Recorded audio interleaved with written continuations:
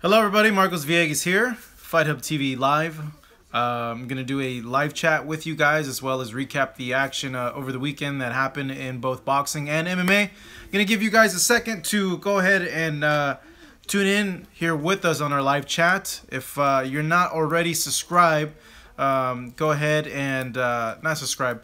If you're not already following us on social media, go ahead and follow us at Fight Hub TV on Twitter and on Instagram, as well as at Hey It's Marcos V for me myself. So I'm gonna go ahead and let you guys filter in, and then we'll get started. We'll go ahead and recap the action that happened over the weekend with boxing as well as MMA, and then we'll go ahead and get to your guys' fan questions or live chat questions as well about any topics you guys want to talk about in the world of combat sports. So let's get right to it, man. So the Anthony, what's up, Max? Shout out to our London followers. Thanks for tuning in, Max, and thank you for all you guys that are in right now for this. So let's go ahead and get started. First off, weekend action in the world of boxing over in Cardiff, Wales. The big man, Anthony Joshua, fighting Carlos Takam and getting a 10th round TKO win in front of 75,000 fans. First off, with the fight, what the heck was up with the ring walk? There's no music from Anthony Joshua's ring walk. What the hell happened there? I hate that. I hate when fighters don't put music for their ring walks. It takes so much away from the atmosphere, from the energy. It's I don't know if he was channeling his inner Miguel Cotto, because Cotto doesn't come out to any music. But yeah, that sucked, man. It's terrible. And then yeah, Frederick, you brought a good point, man. They held hands during the face-off, during the weigh-in as well. So there was a lot of respect between both fighters. But I did find it kind of odd, the whole holding hands during the weigh-in. So Takam comes out, Joshua comes out, no music. They go in and the fight begins, and I watching Takam's workout, and I always like to watch a media workout a few days before the fight. It tells me how fast the fighter is, how their timing is, and how their movement is, and that helps me out a lot deciding who's going to win a certain fight. Of course, when I look at a fight, I always think of the style that fighter A brings and the style that fighter B brings. And I go ahead and mesh them, and really I look at fights from the past as well to see how those styles have meshed up, and really that helps me pick who I feel is going to win a fight. So with that being said, I felt that Takam wasn't going to win. I felt that he was just too short, wouldn't be able to get the distance, close the distance gap against Anthony Joshua. But I did feel that he would be a lot better than what people were expecting from him. And I think he did give a lot better showing than what people expected from him on Saturday night. So let's get to the stoppage, and then we'll get to the actual fight, and then to Deontay Wilder. The stoppage was a terrible stoppage, man. It was horrible. Horrible because, yeah, I understand that Takam lost pretty much every single round. I gave him like a round or two. I think maybe, no, actually I gave him just one round in the fight. I understand that he lost every single round, but that's the corner's decision to go ahead and stop the fight if they feel that the fighter has no chance. Now, when Joshua landed the combination on Takam still seemed to have his bearings about him. He had his faculties still in place. He wasn't all stanky-legged, all moving around. His body demeanor, his body language wasn't, I want to say, not like slumped or hunched down, you know. So at that point, he still looked good. And you know what? Here's the biggest indication of that the fight should have kept going still, was that Takam was still slipping punches that Joshua was throwing at him. So that right there tells you that he did have his bearings about him, and that, I don't want to say he was okay, he was hurt, but he could have continued. And I think the referee it was a terrible stoppage, did a bad job. Yeah, I understand that it's the ref's job to look after a fighter, they're in there closer than we are at home, and they see things that we don't see, that we miss. But I think it was just a little bit premature in that case. And even if he came up with the reasoning that, well, he lost every single round, he's taking a lot of punishment, he's just going to keep taking more punishment, I'm going to go ahead and stop the fight. That's not the ref's decision. That's the corner's decision. The ref's there, of course, to protect the fighter. But Takam was slipping punches. He looked like he was good to go. So it's just a very bad stoppage. And it's funny. We see bad stoppages from refs. We see bad scorecards from judges. So throughout not only boxing but also MMA, just got bad officials in general that aren't very competent, you know. So reading your guys' questions. Hero and Legends, hey, you want a job? Well, go ahead and email me. Let me know what you can do. Wickety Split, that was a bullshit stoppage. That ref was paid to do that. You know what? It got me thinking, because the announce team on Showtime said a very interesting thing. They said that Anthony Joshua predicted he would knock him out in rounds 10 to 12. And like the jaded part of me, when I heard that, I was like, wait a second. Huh. That sounds kind of fishy. He says openly that he's going to stop the fight, that he feels he's going to beat this guy via knockout in the 10th round, and then they go ahead and stop it.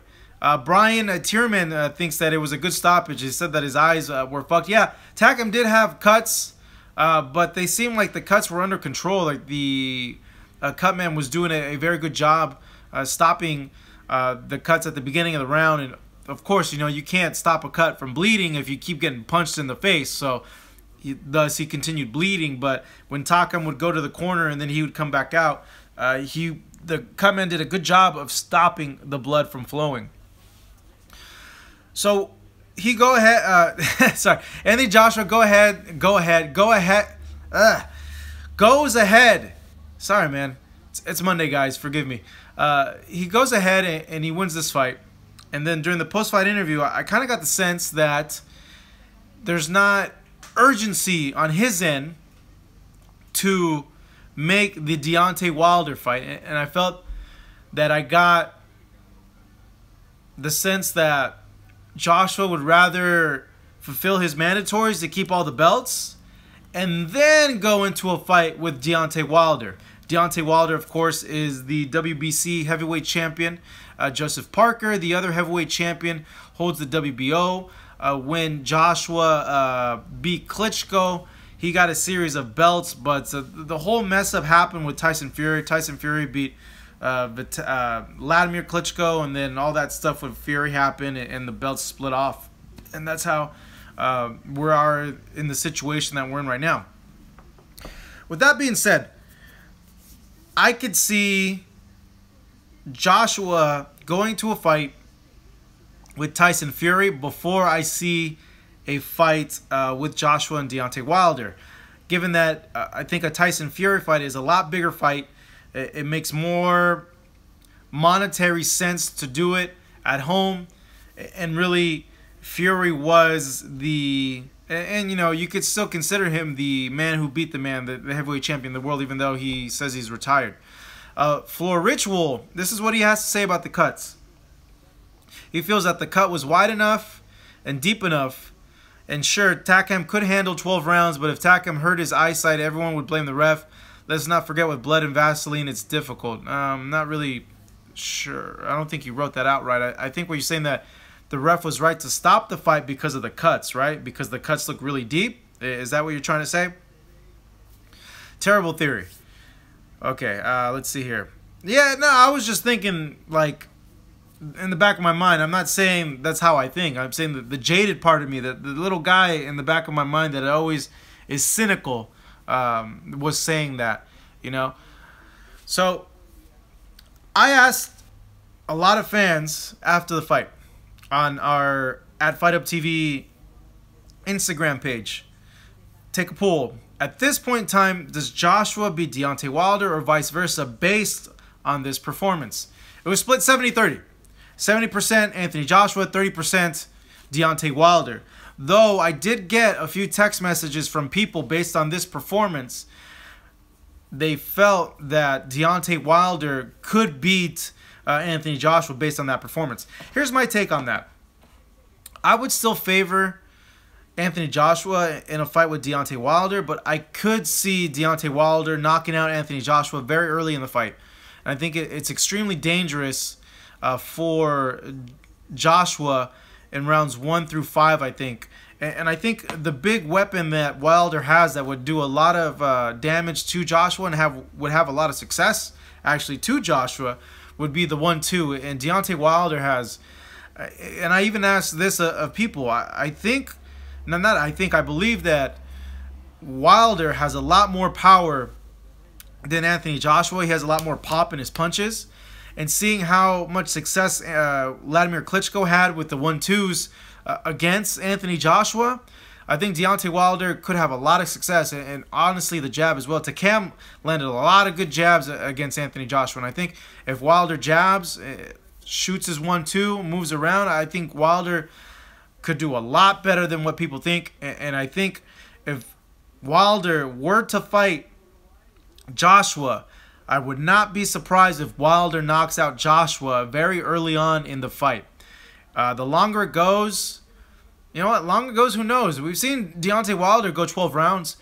Deontay Wilder doesn't gas out as much as Anthony Joshua gasses out, because Anthony Joshua is like the Hulk, the Incredible Hulk, man. He has so much muscle, and all that muscle uses so much oxygen, and his muscles are depleted. They're starving for oxygen. That's why he gets so tired, because he's just a massive guy with a massive amount of muscle, man. When you look at the guy in person, looks like a real-life superhero. It looks like something out of a comic book. So, but because of that, I'm thinking, you know, Wilder has a lot of advantages in that fight, to be honest. And I think if it does go 12 rounds, it could go Wilder's way too as well, because I think Wilder is a little bit more conditioned than Anthony Joshua. But with that being said, Anthony Joshua is a lot more technical, a lot more complete. There's a lot more tools in the tool shed that he brings to the table in any sort of fight, I think, with any heavyweight in current. Now, Joseph Parker, he's another piece of the puzzle. And I like Joseph Parker's style. I like fast guys. I like speed. I'm always been fascinated by the guys who were smaller but quicker and were able to always like move around and get in and out, you know. And I think Parker, for being a heavyweight, is extremely, extremely fast. Jesus, he's able to pop in combinations 3, 4, 5. And you don't see really any heavyweights throwing that many combinations in a fight. I like Joseph Parker's style. Now, does he have the power to keep a guy like Anthony Joshua back on his back foot, keep him away from him? A guy like Deontay Wilder to keep him on his back foot, keep him away with him? Honestly, don't think so. Even though he's a heavyweight, he's a very small heavyweight. And, you know, when you think about it too, he doesn't look like a Joe Parker. When you that name is so random. I remember the first time I heard of Joe Parker was what fight was it? I think it was the Kovalev Ward fight. And they had, I believe, they asked Roy Jones about Joseph Parker. And Roy Jones was kind of like, the hell, who the fuck's Joe Parker? Who the fuck's Joseph Parker? And these Australian guys, they kept asking everybody they could find, what do you think about Joe Parker? What do you think about Joseph Parker? And I think Joseph Parker was fighting Andy Ruiz for the title.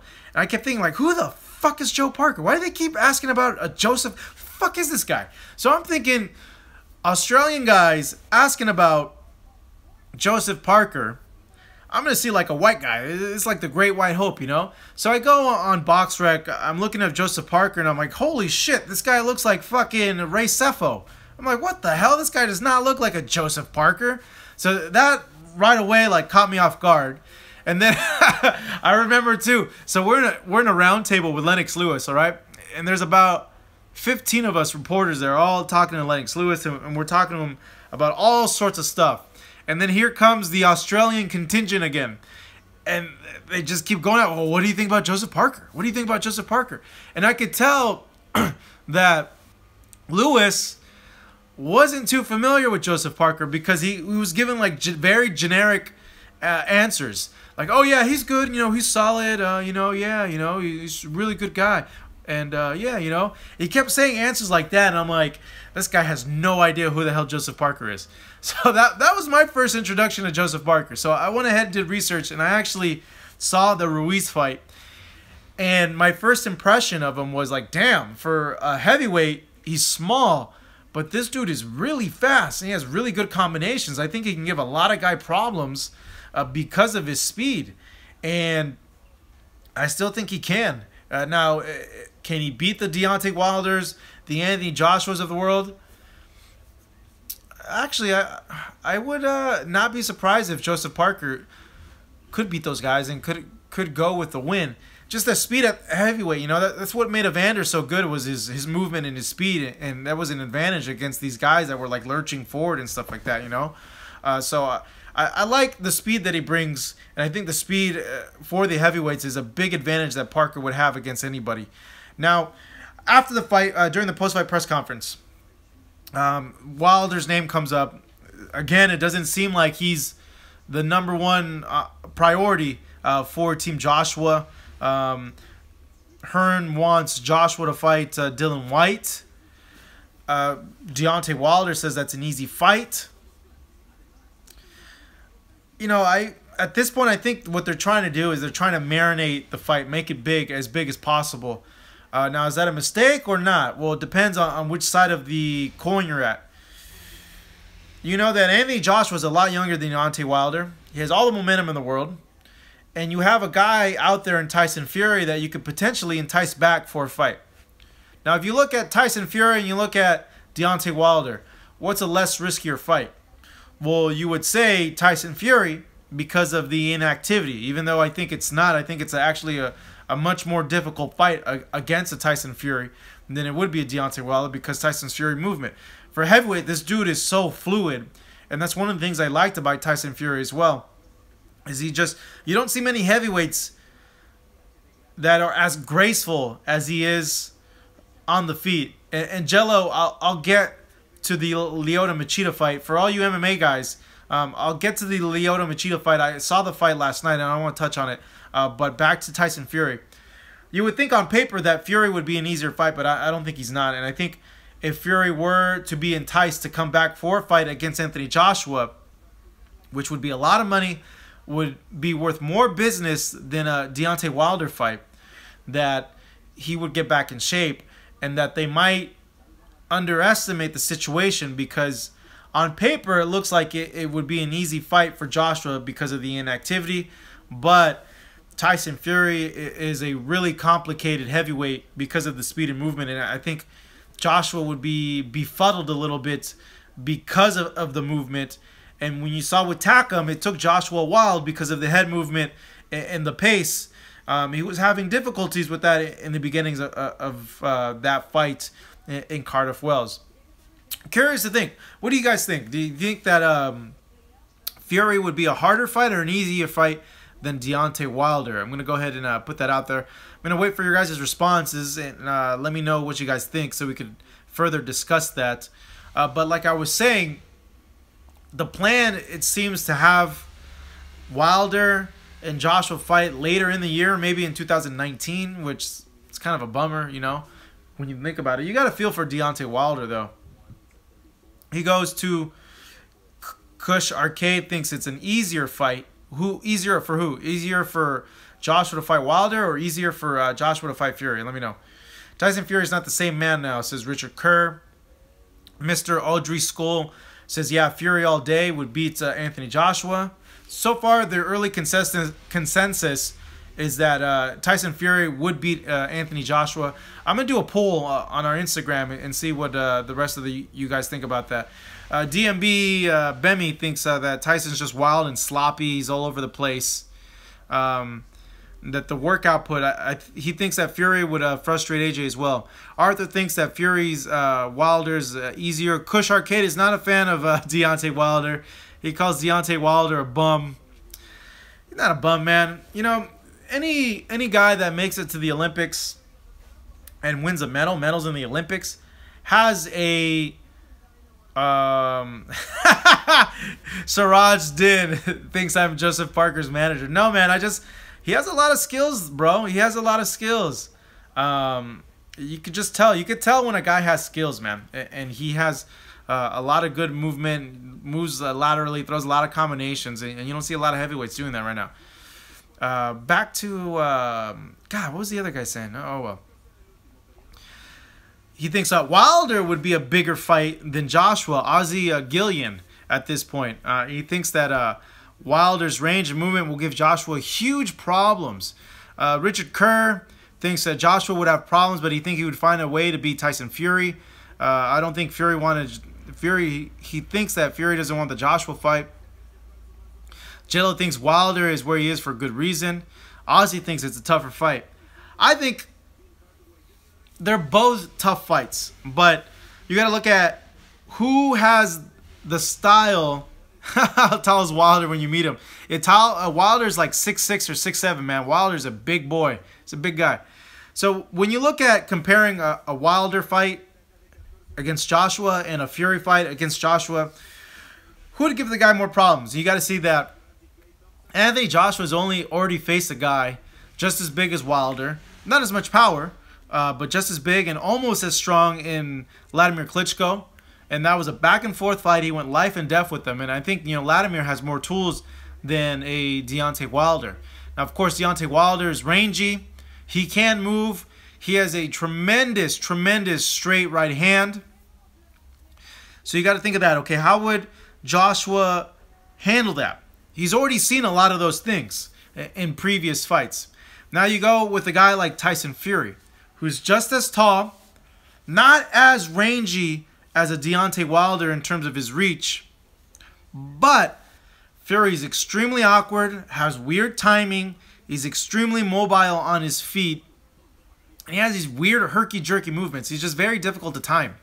So, to me, that guy would be a way tougher fight than anybody else because of that. But you got to also think, too, if this fight does happen, which Tyson Fury are we going to see? Is he going to be the same mobile Tyson Fury, or because time has passed, he's aged a little bit more, he's not going to be as mobile as he was before? That's the big if factor. Tyson Fury, I feel, should beat Anthony Joshua, in my opinion, because of what I said. So you guys are all thinking that Fury actually would beat Anthony Joshua. I'm surprised because I would think a lot of people would think Anthony Joshua would be the favorite in that fight. Joshua and Wilder are both power punchers. You're right, Richard. Darren says that Fury didn't duck AJ. Fury beats AJ because he couldn't do 12 rounds running around the ring, which is true. What else are you guys saying?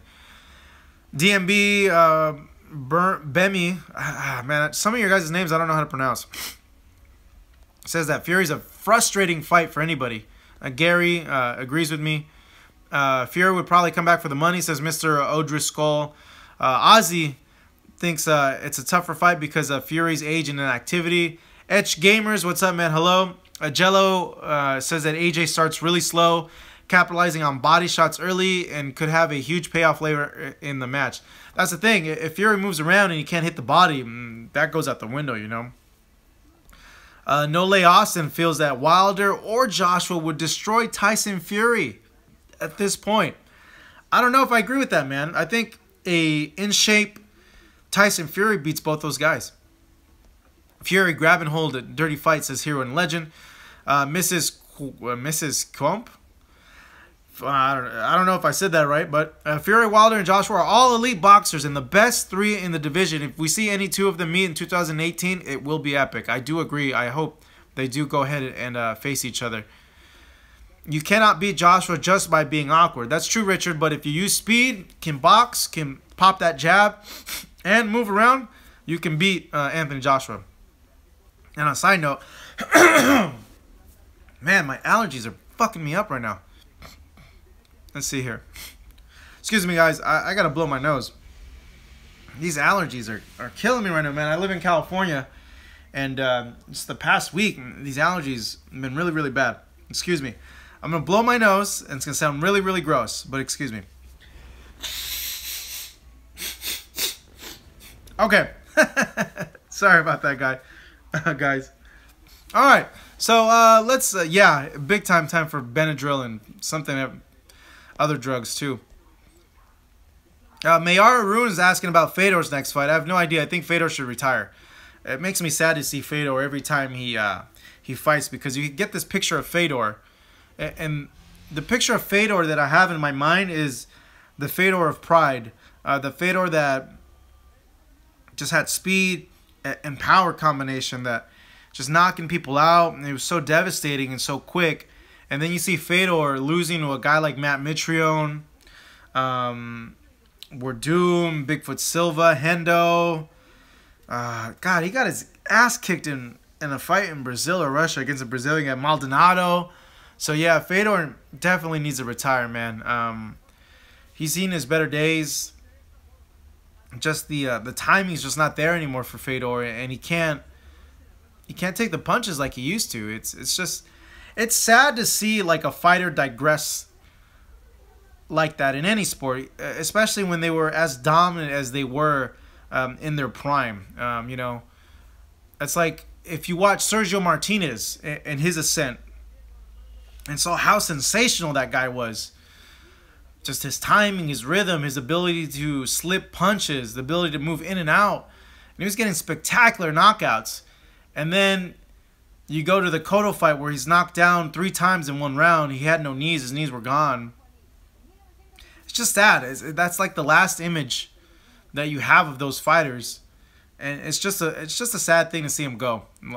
See fighters go that way. You know, usually the sport retires fighters. The fighters don't retire when they want to retire, and even when they do, they end up coming back for 1 or 2 more fights, and that's the 1 or 2 fights that they shouldn't really be doing, to be honest, because those are the fights that they go ahead and get hurt on.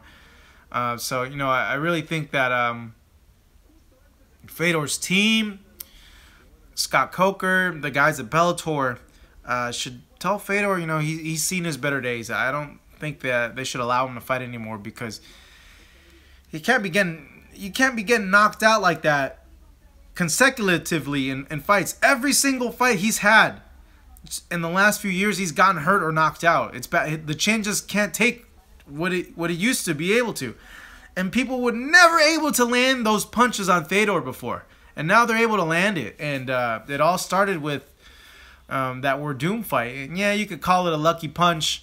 On Werdum's part, Fedor threw a punch, he slipped, and then Werdum pounced on him and made him pay for it, got him in that submission, tapped him out. But that was the beginning of the end for Fedor, and I really hope that he does retire, because I hate to see Fedor like all like slurry and like, you know, like you never want to see any fighter end up like that. You know, it's really bad. Okay, guys. Damn. Once again, these allergies. Excuse me. I saw an interesting comment here, and I wanted to go ahead and touch on it. Let me see here. I'm going to go ahead and find it. Yeah, like Mirko Krokop. Mirko Krokop should retire. You know, he's had better days. Let's see here. Hero and Legend feels that lyoto Machida should retire. So that was the other fight that I wanted to go ahead and touch on. This Machida versus Brunson fight.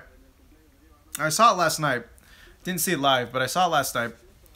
And a few things that popped to mind on the fight. The first being that I think lyoto Machida's skills are still there. He still looked good. His timing still looked really good, even though he's not. He's like a second slower than he was when he was just knocking out Merkin fools like Thiago and all those guys. But he still looked really good. He moved well. His body looked well, like he was in shape. He didn't look like an old fighter. And up to the point of the knockout, he was winning the fight. Now let's go ahead and talk about the knockout. So he goes ahead and he throws a counter straight left. And then Brunson over the top hits him with a hook. Doesn't knock him out with that punch, but Machida gets all stanky-legged, starts moving around. The next punch hits him, he goes down, and then when he's on the ground is when Brunson goes ahead and knocks him out. Now, I saw the knockout in slow motion, and this is a problem that I see with a lot of karate and taekwondo fighters. They always leave their fucking hands down when they throw a straight.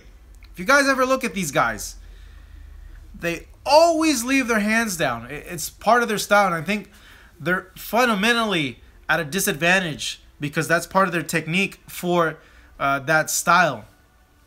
And if you look at Lyoto Machida, he knew that punch was coming. Go back to the stoppage and put in slow motion if you recorded it. I recorded it. I wish I could show you guys on TV. Well, maybe I could flip it around. Damn it, I deleted it. But Machida throws it straight. This hand is down, okay? You could tell, you see it in his eyes, that he sees the punch coming. He tries to slip the punch. He goes this way hoping that he's going to dodge the punch, and Brunson clips him. And the main reason why he got caught with that punch is because his karate background, his fundamental basic technique, teaches him to keep his goddamn hands down when he throws that counter strike. So he's always going to get caught in that position. If he would have had his hand up and Brunson threw that hook, he would at least caught it and not gotten as hurt as he did. But that's the fundamental weakness, I think, of taekwondo guys, karate guys. If you look up videos of them fighting on YouTube, and I've been doing this for like the past 2 weeks, actually, oddly. Just watching a lot of the Kyoishin guys, like karate guys versus taekwondo guys against Muay Thai fighters. They always have their hands extremely low. And I just never understood like why the guys fighting them would never like throw a feint and then come over the top with the hook. We saw Brunson comes over the top of the hook, lands flush on Machida. Yeah, I know Brunson has hands, but I'm just saying up to that point Machida was winning the fight. And because of that karate background that he has, he's had his hands down, man, and he got caught on. But yeah, Brunson is on a streak right now. He said in his post-fight that he wants to have a fight with Luke Rockhold. Who knows where Luke's at this point, to be honest. I don't know if he's as sharp. Excuse me. I don't know if he's as sharp as he was before. I saw the other fight, Damian Maia against that white kid, Cody Covington. There's been a lot of talk about the dude's comments. I'll get to that right now. Just my 2 cents on it, which I don't know. I don't know if it's anything like, oh my god, you know. But Gary M is not a fan of Luke Rockhold. All right, so that fight, I thought Maia still looked pretty good, but for a guy, here's the thing: Maia's had a lot of 5-round fights, and he seemed extremely gassed by like the second half of the fight, by like the middle of the second round, and I'm like, this guy, God, maybe he didn't train well then for this fight, or maybe he was hurt, because usually Maia's a pretty sturdy guy. He doesn't gas the way he did in this fight. And he didn't really fight his fight, even though, yeah, you know, Cody's a good wrestler, and he stopped a lot of the takedown defenses that he had. But usually Maia is able to like just go in with takedown after takedown after takedown, and he's fine. He's not gassed. And for whatever reason, Damian Maia gassed in this fight. No, AC 1981. Yeah, you know, this is what happened when I explained that, you know, Brunson timed that punch. He came over the top and he hit Machida with it. But the only reason why he hit Machida with it is because Machida had his hands down. And why does Machida have his hands down? It's because it's his karate technique. If you look up YouTube videos of these karate guys, when they throw their straights, they're always with their hands down. Yeah! Always with their hand down. Always. Taekwondo guys, same thing. They throw a kick, hands down. They throw a punch, they'll leave it there. They'll leave their punch there. They're straight there. Like they're watching their handiwork. And that's the one thing they tell you in boxing is when you throw a straight, don't look at your work. Throw the straight, move your head, get out of there. They always say don't admire your work. Say, throw this straight, don't wait for your receipt. Throw this straight, move your head, get the fuck out of there. And with Machida and a lot of the karate guys, they don't do that. They throw this straight and they stay there, and then they keep their hand down. Back to Damian Maia and Cody. Maia gasses, and then that's when Cody starts working him, cuts him up really bad. Cody has really bad stand-up, though, guys. Really bad. I'm surprised Maia wasn't able to time his straight right hand, man. It was so loopy. And it was really... Like, I don't know. I just don't understand how he didn't slip, throw a hook, slip, throw straight. When he was doing that, I don't know why he didn't go and for a takedown. So, yeah, I'm not really sure. I'm reading your guys' comments as well. Wickedy Split, that's right. Michael Venom Page just recently had a pro boxing fight. I know that. Gary M, yeah, he's surprised he threw punches. Maia usually goes clinch. Way on fighters, tire him down, a takedown and sub, but Maia had the wrong game plan. Yeah, he did. He did have the wrong game plan. That's the other thing. Damian Maia usually doesn't exchange with guys standing up, and for some reason with this guy he did.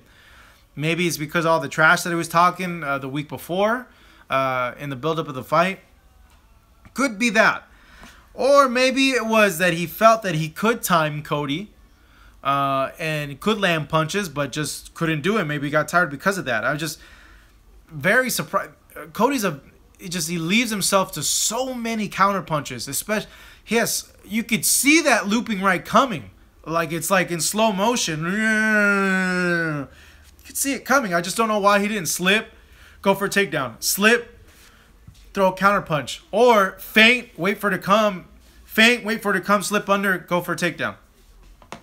Now let's get to the comments after. You know, he's saying all this bad shit about Brazilians.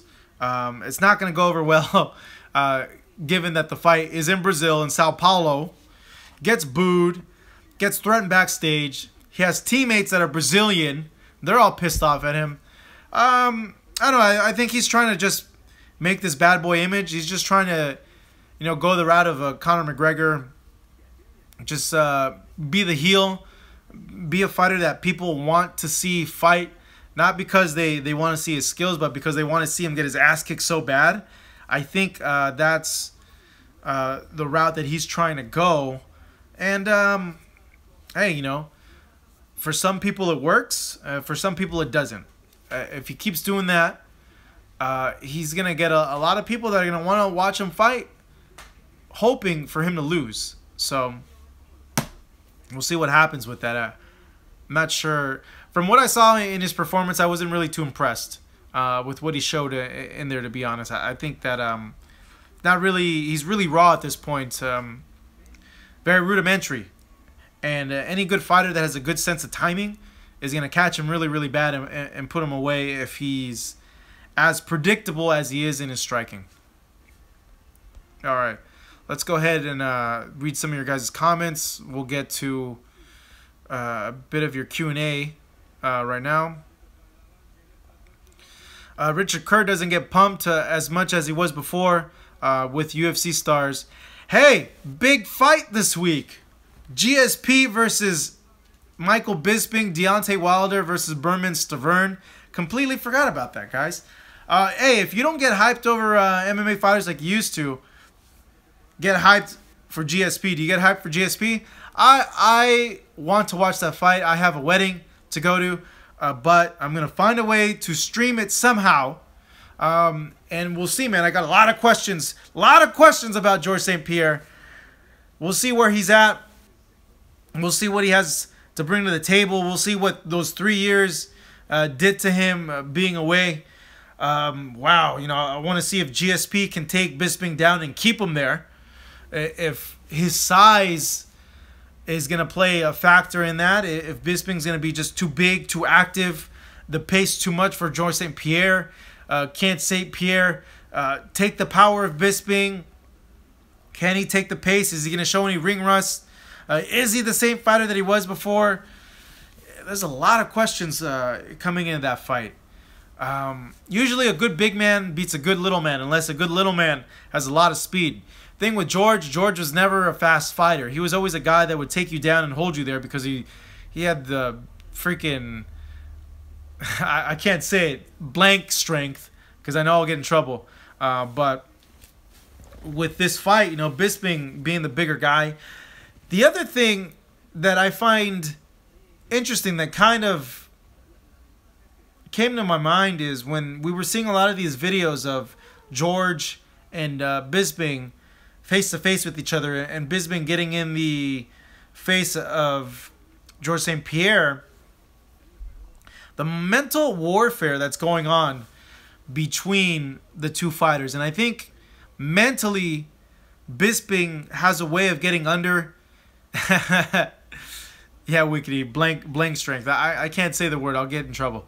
But I think Bisping has a way of not only getting under the skin of his fighters, but getting in the head of fighters. And I think he got into the head of George St-Pierre, to be honest. You know, in that last clip, they were backstage, and Bisping goes up to George and says like, "Hey, Jello, you're right, but I can't say that." Bisping got into the face of George St-Pierre, and I don't know, it just, a thing you could pick up on is when like a guy's in the head, like when McGregor confronted Aldo all those times, you could tell like it was affecting Aldo mentally, that it was just getting him to such a point that he was getting highly emotional. And I think the times that I've seen Bisping get in the face of George St-Pierre, I've seen that same look that Aldo was giving McGregor. I've seen the same look from George St-Pierre. So I think, you know, from a mental perspective, I think Bisping, I don't know, just me, from my observations, I think he has gotten to him mentally. But Richard Kerr, you think that GSP is not bothered by Michael Bisping. Siraj thinks that Bisping did the same thing to Rockhold, and look what happened to Rockhold. Very good point. Richard, do you think it's easy work for GSP? See, I don't know, man. Here's the thing. Here's the main thing. George St-Pierre's main thing is wrestling. He takes you down and he keeps you there, and you can't do anything because he's so good at that top position when you're on bottom. Now you have a guy, and oh, okay, well that explains a lot, Richard. Richard says he's English, and that's why he's rooting for Bisping.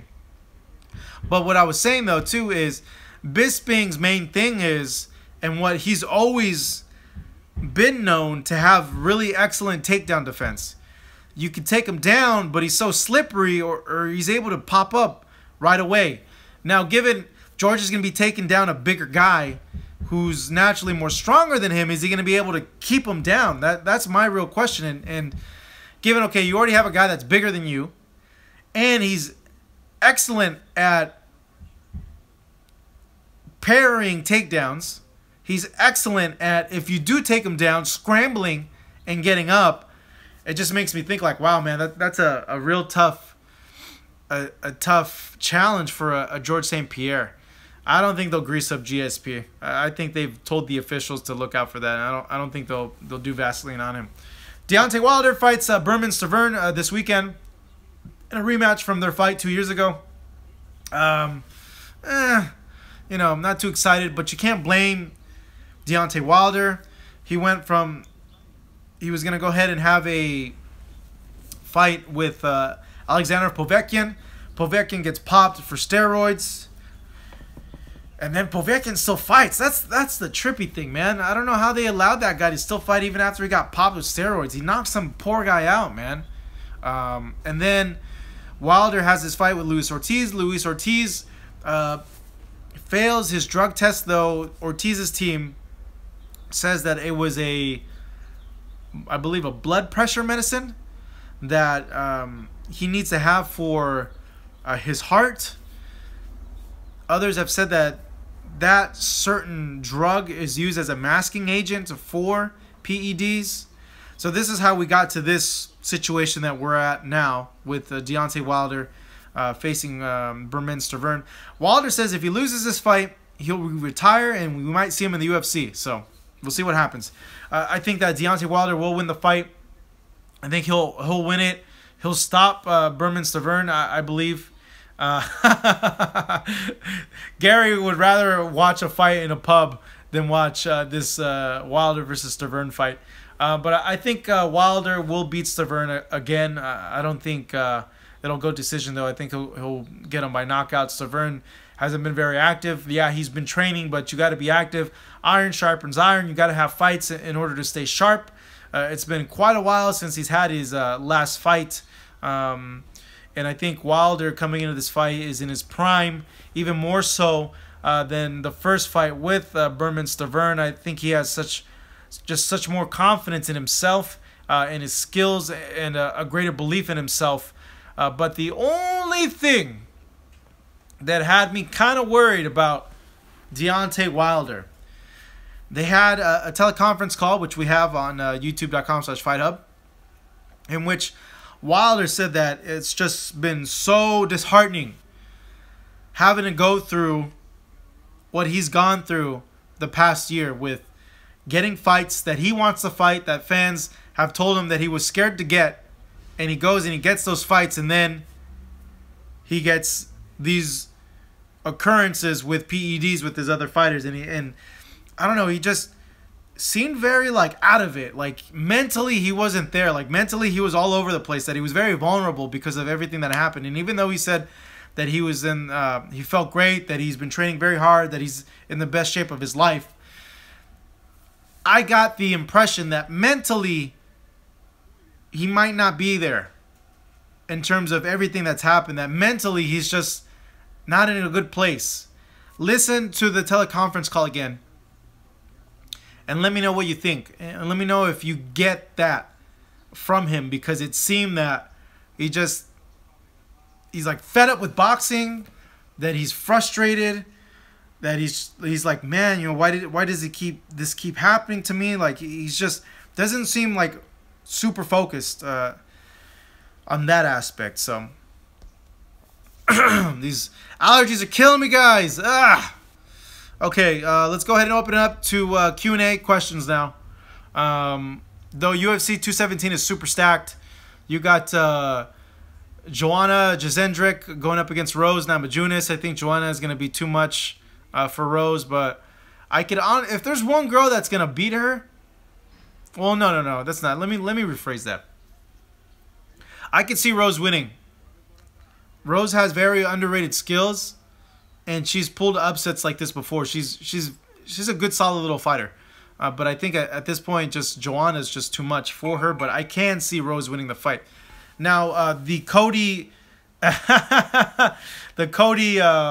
Garbrandt versus TJ Dillashaw fight.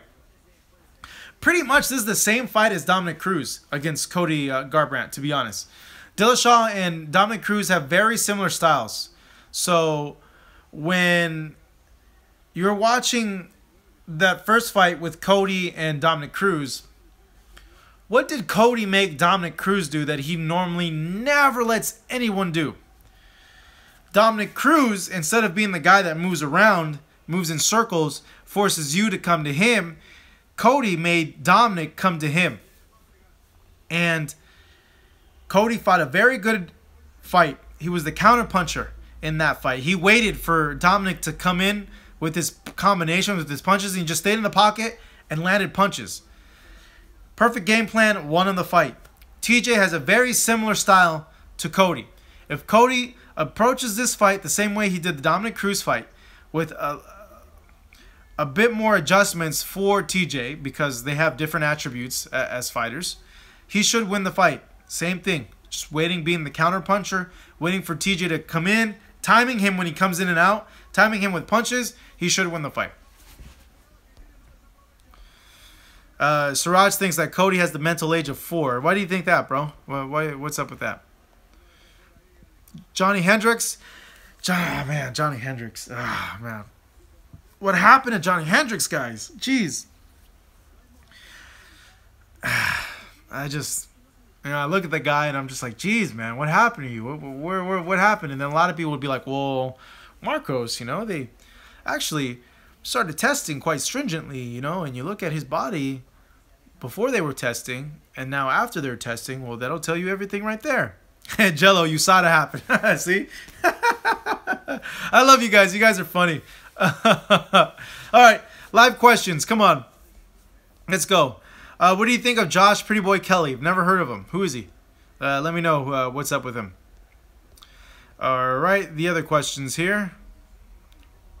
Let's see. Wilder showed against Stiverne he could take Stiverne's shots, who has very respectable power. Wilder late stoppage win, says George Rodriguez.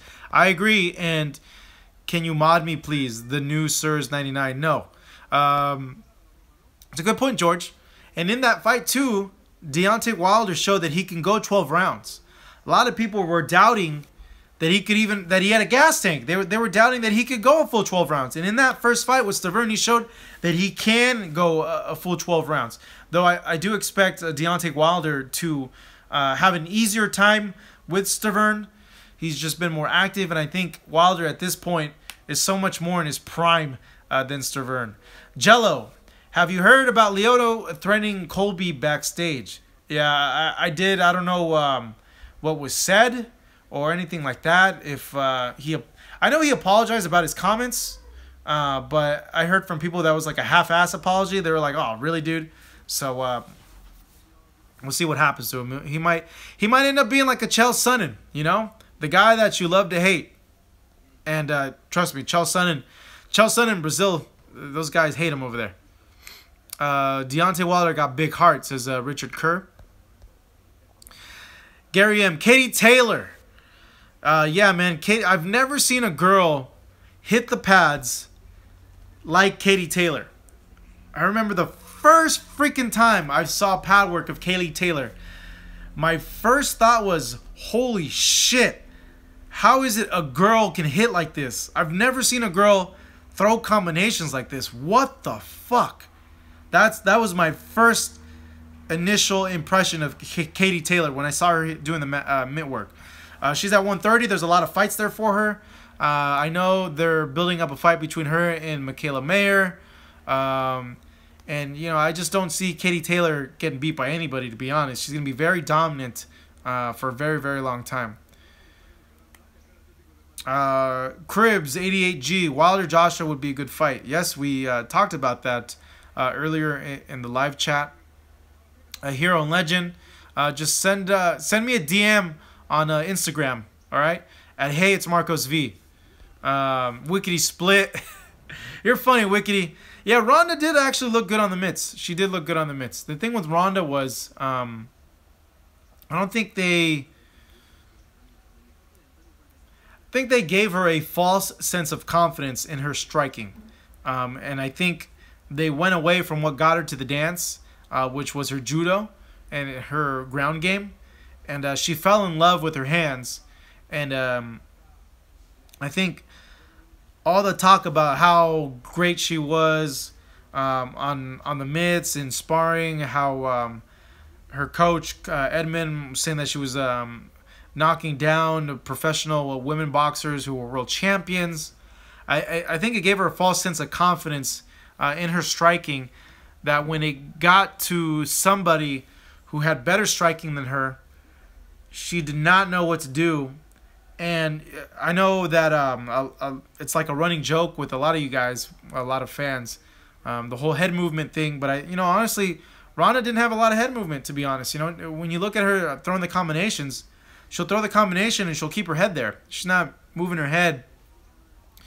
In terms of the striking, it got very, Holm exposed it. She's a come forward fighter. She fights in straight lines. Move laterally, throw feints, and counter. And it worked. That Nunes fight, they just threw her way too soon. They should have built her up again, built up her confidence. Though, Ronda got a hell of a chin, man, because Nunes was just landing bombs on her. And at one point landed that hook, and yeah, Ronda kind of staggered, but she didn't go down. So Ronda can take punches.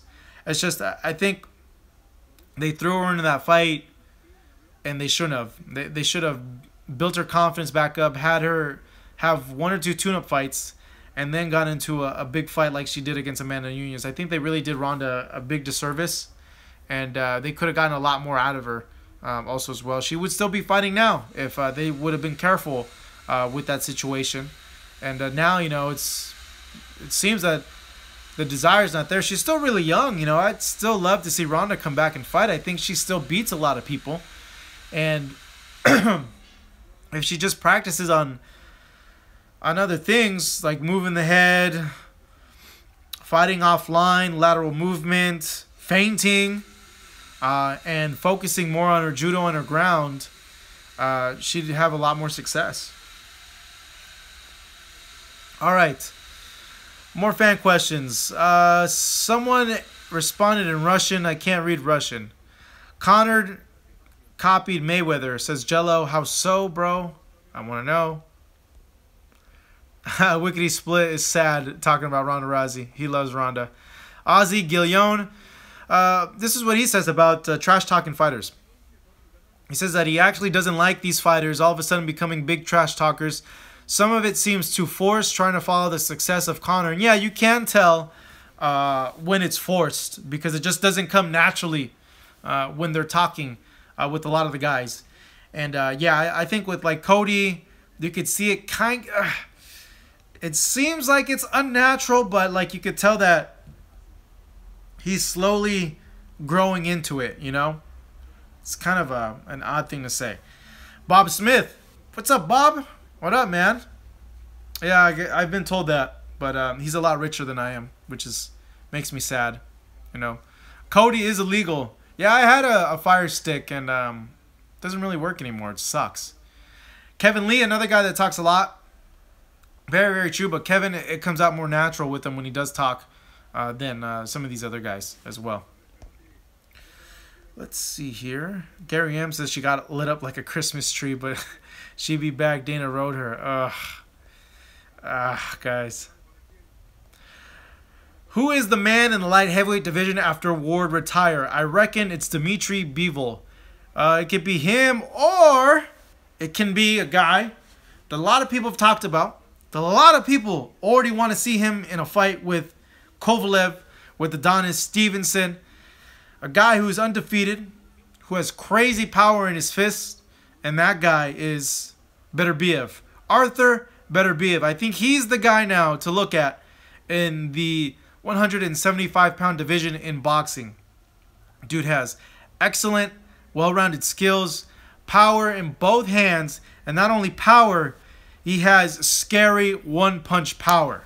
So I think he's the guy to keep an eye on. I think he's going to be the flag bearer of the division. We'll see what Kovalev does against Shabransky. I'm not too hot on that fight. I think that should be an easy win for Kovalev, but rightfully so. You should give a guy a confidence builder fight after suffering a knockout loss. You just want to know how they are mentally, you know, if they're going to be the same, if they can get up for a fight the same way that they did. So yeah, that is the guy fighting for the IBF title. Why is Adonis so inactive? I'm not sure, man. I don't know what's going on with Adonis Stevenson. Good guy. He's exciting. When he knocked out Chad Dawson, he had all the momentum in the world when he knocked out Chad Dawson. He could have been a really, really big star here in the U.S. and just, he wouldn't fight these guys. You know, you could blame it on management, his management. You could blame it on him asking for too much money, the networks. He should have fought Kovalev. He should have fought Ward. He could have been a lot bigger star than he was. And now people don't even talk about Adonis Stevenson anymore, which is really sad because Adonis Stevenson is a really, really exciting fighter. And he would have given great fights against Kovalev and Andre Ward.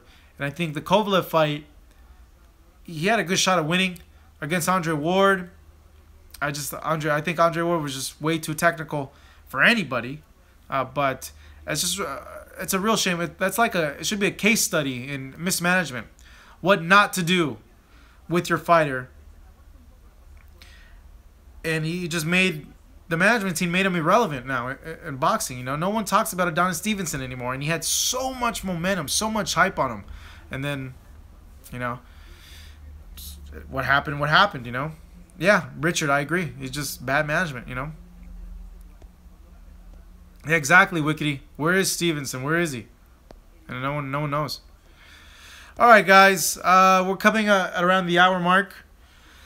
Gonna go ahead and give my random tidbit of the day. Dragon Ball Super. We got into it last week. So I watched yesterday's episode. And I was so hyped up about like this new Super Warrior. I thought it was going to be someone brand new coming into the series. I thought it was going to be those little insect people from Universe 4, or maybe the robots combining. And it's Kale and Khalifa merging into one fighter. And I'm like, man, this is lame, dude. Give me someone new, you know? Like, and even then, even with them combining, I don't think them combined beats Goku at Super Saiyan Blue. So, disappointed. Just disappointed. I have no idea where the hell this arc is going. And yeah, I know who Mia Khalifa is. She knows what's up. I fucks with her. Halloween tomorrow, guys. Be safe. What are you guys dressing up as? I have no idea what the hell I'm going to dress up as. Shit, this is the first year that I haven't really done anything for Halloween, and I usually do a lot of stuff for Halloween. I would say the funniest costume I've seen so far was someone dressed up as Bill Nye the Science Guy. I thought that was hilarious. El Americano's going to be Kermit the Frog. Jello's going to be a Robolox character. What the hell's a Robolox character, bro? Gary M. Oh, dude, Gary M. I'm telling you, he's the best freaking series right now. Always Kermit. You always make a Kermit the... You know what? Tag us on our Instagram. I want to see this Kermit the Frog costume. So tag us on at FightUpTV so I could take a look at this Kermit the Frog costume. With that being said, I have no idea what I'm going to be for Halloween. Maybe I'll dress up as Ash Ketchum. George Rodriguez is going to be Super Mario. I remember one year I dressed up as Super Mario Kart. We built little carts that we put over our waist. And we built like bananas and bombs, and we were throwing at each other in the bar. And then in our little boxes, our car boxes, we threw like a lot of shots and alcohol in it too. So we snuck a lot of booze in. Probably the best costume I had. Richard Kerr is going to be a Shaolin monk. What are some of like the oddest costumes you guys have ever seen in your entire lives? I remember one year I was in Hollywood and I saw this guy in a giant Wheaties box, and he had a big butcher knife, and he was just running the streets of Hollywood. He was just running everywhere, and I was like, what the fuck? What the fuck's this guy's problem? And then boom, it connected. Dude was a serial killer. And I was like, fucking clever. I saw someone dressed up as a fidget spinner. This guy was a giant fidget spinner. I thought that was a pretty cool costume. Yeah, the box thing is weird. What other funny costumes did I see? I'm trying to think. Nah, I think that's pretty much it for so far, man. I haven't had a chance to really go out and see people's costumes. So hopefully I get a chance to go out tomorrow, see costumes. If you live in LA, or if you're not from LA and Hollywood gets fucking crazy stupid tomorrow. It's like a freaking carnival, but you see the craziest freaking costumes you will ever see. El Americano says Kermit always gets laid solid. That's funny, man. But yeah, if you ever get a chance to come from out of state and go to California for Halloween, you got to go to West Hollywood or Hollywood. It gets really, really weird, really, really crazy. It's an interesting experience, but it's just a freaking madhouse over there. The people that live in West Hollywood and LA will tell you about it. It just gets really, really strange. When they say like the freaks come out at night, like this is their night, tomorrow night, where they come out and they get really weird, and it gets super lit. Kermit is always with Miss Piggy. What other costumes you guys dressing up as, guys? Let me know. I'll answer one more boxing question. Boxing King's gonna be Captain Savaho. Ozzy wants to be Negan, but his wife won't let him. She loves Rick and his team too. I actually dressed up as Negan last year, dude. It's a really simple costume to do. El Americano's been Kermit for 10 years. Are you alright? Bro, you gotta tag me on Instagram. I gotta see these costumes. Jello's gonna be the Hispanic Johnny Bravo. And alright, let's go ahead and get one more boxing question in, guys. We'll do the last one and we'll go ahead and close this out because I have a lot of stuff to do. How'd you like the Marvel vs. Capcom game? Game mechanics are solid. Actually, it's a lot more solid than what I was expecting. I enjoyed it. I like it a lot. Just I don't like the characters. I think the characters suck. And some of the super moves are extremely underwhelming. You kind of expect more for a game that people waited for years and years and years. But I think really, the main thing that I'm disappointed in, and I think the main thing that people are disappointed in the game, is the characters. And that's what makes it a letdown, is the characters. You have a few solid characters. Captain America, Spider-Man, Iron Man, Morgan, Strider, deontay, but outside of those guys, Mega Man, but outside of those guys, it's like, I can't really get excited over some of the other characters that they have in the game. All right. Let's see here. I'm going to pick one of your guys' questions, and then we're going to dress up as Big Drama Show. I don't think anybody will know who I am. Okay. El Americano. Rigo versus Lomachenko, or the brilliant Anai versus Katie this weekend. Rigondeaux versus Lomachenko. A lot of guys, a lot of you guys always ask about this fight. I got to book actually my travel for the fight. Let's see here. So the main thing with that fight, Wickedy, I've been told that before. I've been told that, and Sergio Martinez. The main thing with the Rigondeaux versus Lomachenko fight. Thanks, Gary.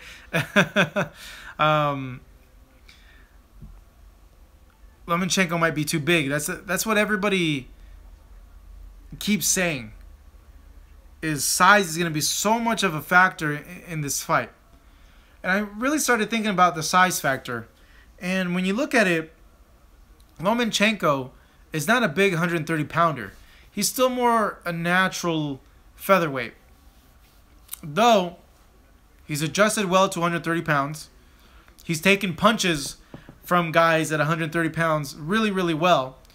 So he's kind of like a hybrid, where he's not a big 130-pounder, but he can take their punches. So with that into account, is Rigondeaux going to gain a lot more weight, coming into this fight a little bit heavier? Or he's going to just focus on speed and not come over 126 pounds in this fight? I want to think that they don't want to be too heavy, because Rigondeaux likes to move a lot on his feet, and Rigondeaux is a fast fighter. So they're not going to weigh in too heavy. So with that being said, if you have a guy who's a small 130-pounder against a guy who's a super bantamweight moving up to 126 pounds, how big is that size difference going to be?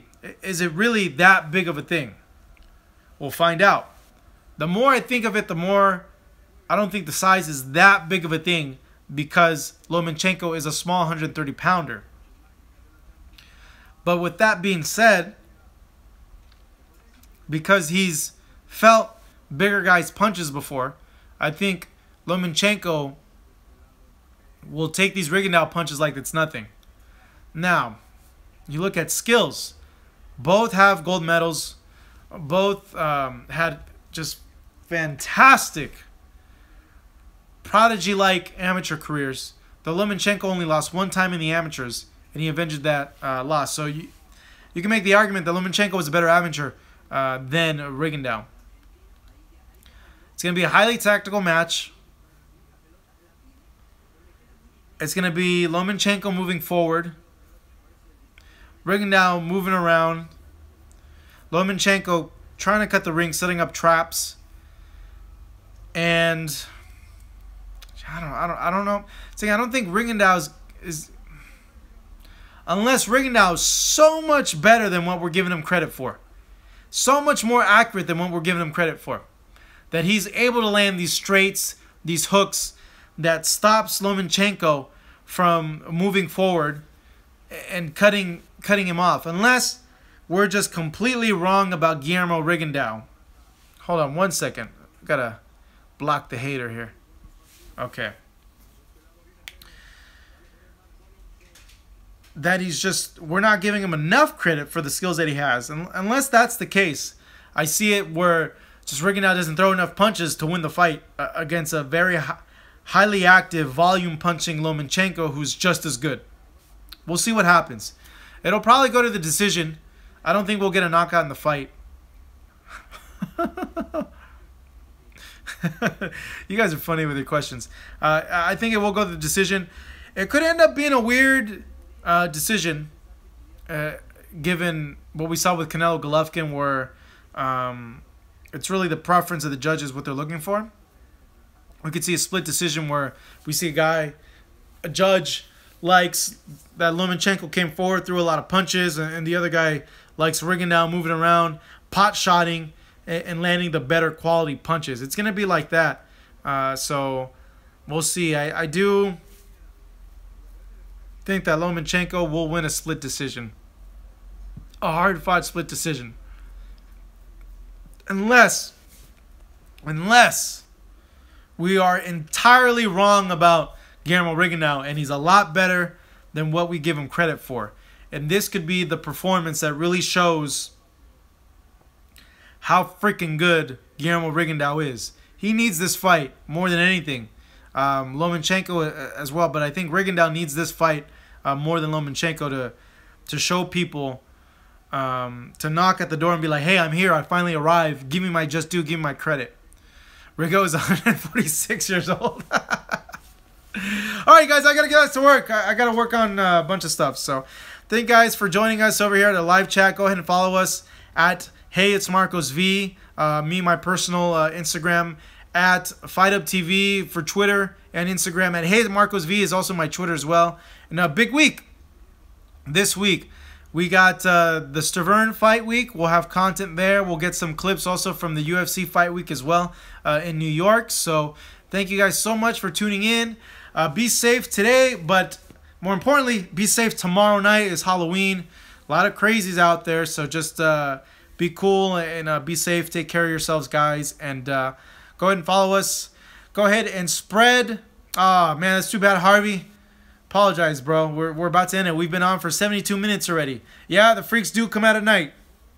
Go ahead and spread the channel amongst your friends that aren't subscribed already. Please let them know to subscribe to us over here at youtube.com/fighthub. Please. Let's keep this going. We have a very good thing going with you guys, and we want to keep growing. So go ahead and spread the gospel that is Fight Up TV. Thank you guys so much for tuning in today. So much for the support and interacting. Yeah, thank you, Gary. I'll appreciate it. I'll be there Saturday, but I'll also be glued to my phone getting updates and watching these fights. But we will have full post-fight coverage of that Wilder versus Stiverne 2 fight coming that Saturday. So, God, you guys write some weird comments like this guy right here. I'm going to go ahead and remove. Boom. All right. There we go. Wickedy split. No, I'm not, man. I'm just... all I do is play video games and watch TV. It's horrible. And work on Fight Hub. That's all I do. Okay, guys. I got to go. Thank you so much. Tell everybody else that you know to subscribe to us. Fight Up TV. At Fight Up TV. Twitter and Instagram. At Hey It's Marcos V. On Twitter and Instagram. Have a great rest of your guys' week. Have a happy Monday. Appreciate it, guys. Take care of each other. And be good to your friends, your family, and everyone else. Peace out, guys.